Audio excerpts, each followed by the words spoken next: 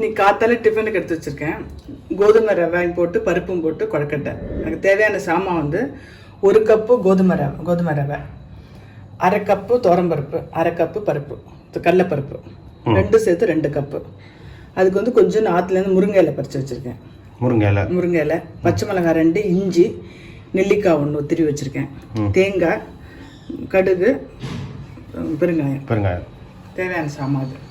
இது வந்து எப்படின்னா இப்போ விகுச்சுக்கு சொல்லி கொடுத்துட்டுருக்கேன். அவள் வந்து தனியாக இருந்தானா எப்படி சமைக்கிறதுக்கு காத்தால என்ன டிஃபன் பண்ணுறதுக்கு அவளுக்காக பண்ணுறதுக்கு. பேச்சுலர் பசங்களுக்கு இது வந்து அவள் வந்து ஒயிட் ரைஸ் வேண்டான்றதுனால இதே மாதிரி ஒயிட் ரைஸ் போட்டும் பண்ணலாம் கொழுக்கட்டை. ஒயிட் ரைஸ் வேண்டான்றதுனால கோதுமை ரவை கொஞ்சம் ஃபில்லிங்காகவும் இருக்கும். அப்புறம் பிளஸ் நல்லது. பிளஸ் வந்து டயபெட்டிக்ஸ் இருக்கவங்களுக்கும் சாப்பிடலாம். சாப்பிடலாம். அதனால ஒயிட் ரைஸ் இல்லாம பண்ற சிம்பிளான கொழுக்கட்டை கோதுமை ரவை பருப்பு கொழுக்கட்டை. கோதுமை ரவை 1 கப்பு, 1/2 கப்பு துவரம்பருப்பு, 1/2 கப்பு கடலைப்பருப்பு. இது ரெண்டுத்தையும் என்ன பண்ண ஸ்லைட்டா வறுத்துட்டு பொடி பண்ணா வாசனையா இருக்கும். அவசியம் இல்ல, இருந்தாலும் நான் பண்ணேன்னா இப்ப ஆத்துல நான் பண்றதுனால பசங்களுக்கு நான் என்ன சொல்லியிருக்கேன் அப்படியே பண்ணிடுவோம்னு சொல்லியிருக்கேன். இது வந்து லைட்டா வறுத்துக்கிறாங்க, வறுத்துட்டு பொடி பண்றேன். அதே மாதிரி இதெல்லாம் ஒண்ணுமே போடணும்னு அவசியம் இல்ல, வெறும் கடுகு மிளகா போட்டு பண்ணா கூட நல்லா தான் இருக்கும். என்ன ஆத்துல காய்கறி இருக்கோ அந்த காய்கறி எடுத்து சொல்லியிருக்கேன். இப்போ வந்து ஆத்துல இருக்கிறதுனால முருங்கை இலை, நெல்லிக்காய் ரொம்ப சாப்பிடணுன்றதுனால நெல்லிக்காய் 1 எடுத்துட்டு இருக்கேன். அது மாதிரி ஆத்துல எது இருக்கோ எடுத்துக்கலாம். ஓகே. ஸோ கடலைப்பருப்பு, துவரம்பருப்பு, கோதுமை ரவை 3 போட்டுட்டு வறுத்துக்கலாம். மிக்ஸில் போட்டுட்டியா? அது இந்த பவுடர் வந்து ஆல்ரெடி கொடுத்துருக்கேன் குழந்தைகிட்ட. அதனால இப்போ எப்படின்னா இந்த கப் அளவு கொடுத்துருக்கேன் நான். இது வந்து குட்டி, இது வந்து ஒரு 150-200 கிராம்ஸ் இருக்கும். அது இது ஒத்தருக்கு பண்றதா இருந்தா ஒரு 6 கொழுக்கட்டை வரும். ஸோ போதும் பிரேக்ஃபாஸ்ட்டுக்கு.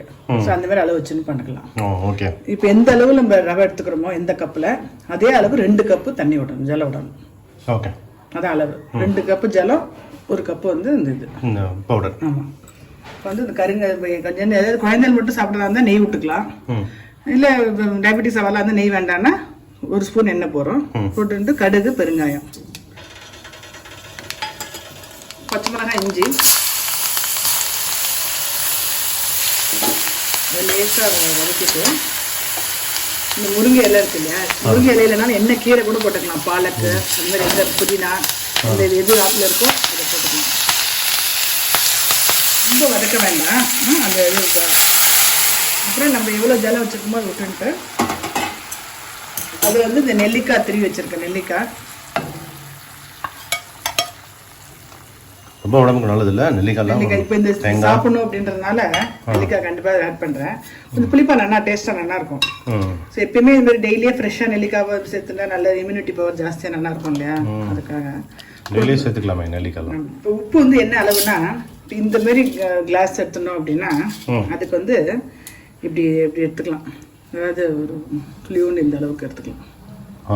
இது வந்து ஒரு சின்ன டீஸ்பூன் 200 கிராம்ஸுக்கு வந்து இந்த அளவுக்கு உப்பு. சால்ட்டா இது பவுடர் சால்ட்டா இருந்தாலும் இதுதான். ஆமா, எல்லாமே இருந்தாலும் அவ்வளோ அளவு தான். அதாவது 1 டீஸ்பூன்ல 1/4 டீஸ்பூன் எடுத்துக்கலாம். இந்த மாதிரி குட்டி டம்ளருக்கு 1/4 டீஸ்பூன். ஓகே. துளியோண்டு மஞ்சப்பொடியும் போட்டு மஞ்சப்பொடி நல்லா கிட்டே எடுத்து ஆஃப் பண்ணிட்டு சூடு ஆறுனதுக்கப்புறம் பிடிச்சி வைக்கலாம். பர்சரட்டில் பிடிச்சிட்டியா?